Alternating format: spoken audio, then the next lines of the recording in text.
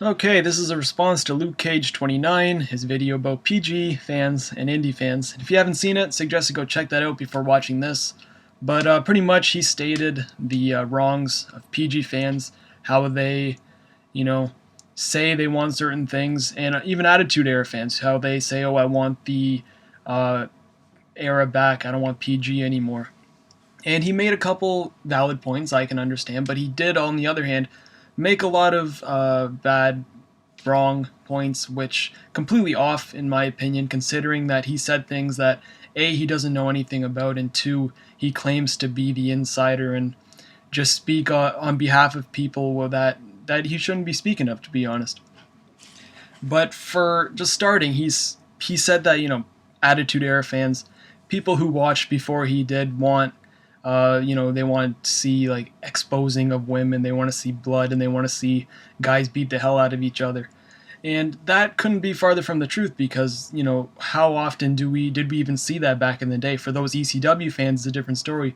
But for Attitude Era fans, how often did we really see guys bleed that badly? Really, only thing that comes to mind is Steve Austin when he faced Kane in the first blood match. But and like it wasn't to the point where it's like thumbtacks this and barbed wire this.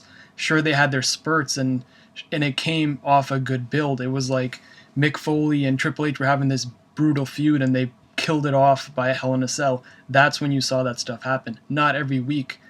I think what you fail to see is that people don't want blood and guts. We want cutting edge stuff, which is what wrestling was and what wrestling should have been this whole time. Wrestling was always put to really push the limits, and that's when wrestling was successful, when it was doing that. And now that you bring kid stuff in there, people like myself really get turned off from it, and we go somewhere that's like doesn't push the limits, but it gives what we want. We want pro wrestling. We don't want to see Santino versus Brodus Clay, like you said, wrestle for 2 minutes, and with what point? What is the point of seeing them wrestle? You got two guys no one cares about. No one cares about no one, it seems like. The crowd's dead half the time for all the matches, but you go on and say ratings don't matter. And I think ratings is the biggest thing in wrestling right now, because if ratings didn't matter, how would you explain Raw getting a 2.4 and Vince being on Raw that very next week and been on Raw since then? And Raw still, it goes up and it goes right back down when either Vince isn't there or there's something else going on, because people take wrestling as maybe a third or fourth thing from the top. No one sits there except the hardcore fans and really watch from top to bottom. And that's another thing. When you got wrestling that's 3 hours long, how many people do you think honestly are going to sit there and watch something that doesn't even have any sort of meaning to it? And when I say meaning, what do we see on Raw? Like you talk about WWE being up and down. What is so up and down about seeing the same thing every week? And by the same thing every week, I mean, how many times have we seen Wade Barrett and Sheamus? How many times have we seen Randy Orton, Del Rio? How many times have we seen Eve, Layla, and Caitlyn mix it up between the three? How many times have we seen Kofi Kingston versus The Miz? How many times have we seen the Primetime Players versus Rey Mysterio and Sin Cara? How many times have we seen, there's more, Dolph Ziggler lose to someone? It's more than 10 times, and the fact that people still watch, and how many times we've seen Rhodes and Sandow and Daniel Bryan Kane mix it up between the two. Every week it's the same thing over and over again. Same shit, different day. It's pretty much what it is.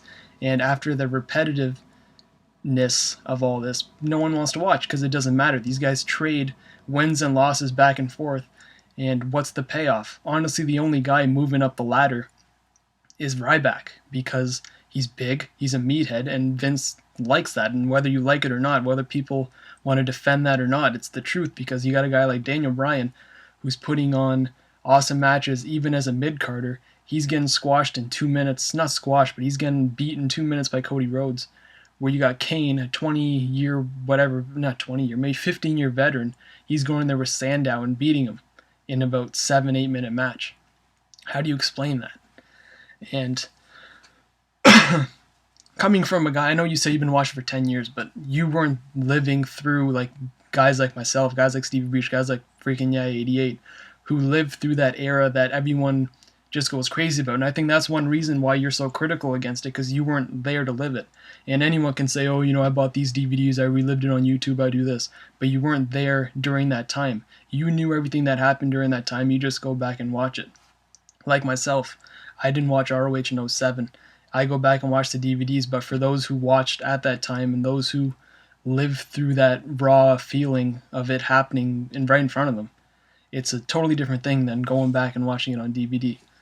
And that's, I think, the biggest argument of all, that you can't really judge someone who's been so passionate about the Attitude Era when you didn't live it yourself. You just prancel on in 2002, watch a couple DVDs, and think you're all, educated.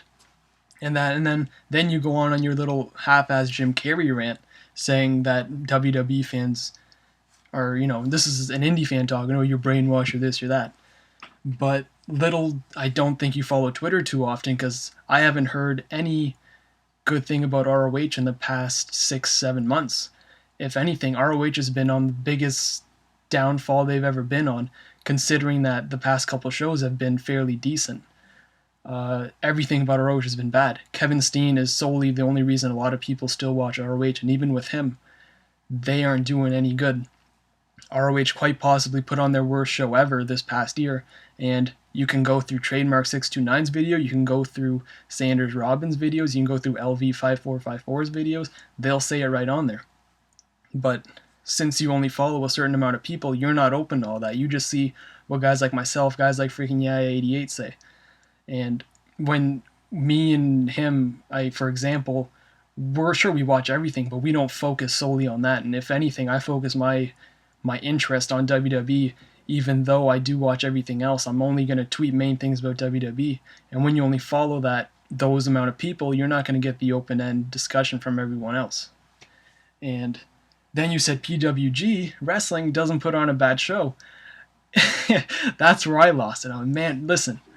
I have ordered every PWG show for the past 2 years, and I've honestly not seen one bad show. I know it's a little crazy to say, but if you watch it, you will know exactly why I say that.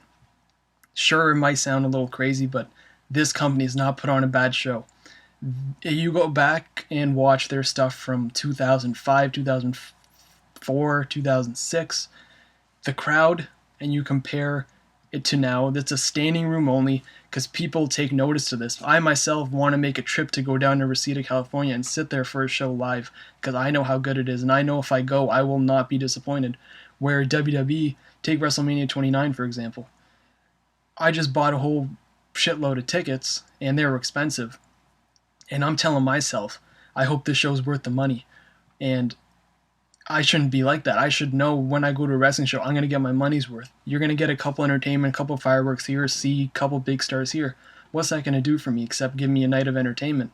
I can think back to quite possibly the greatest show I ever been to, Death Before Dishonor, Davey Richards versus Tyler Black, and it's like yesterday, because they put on a show that I would never forget.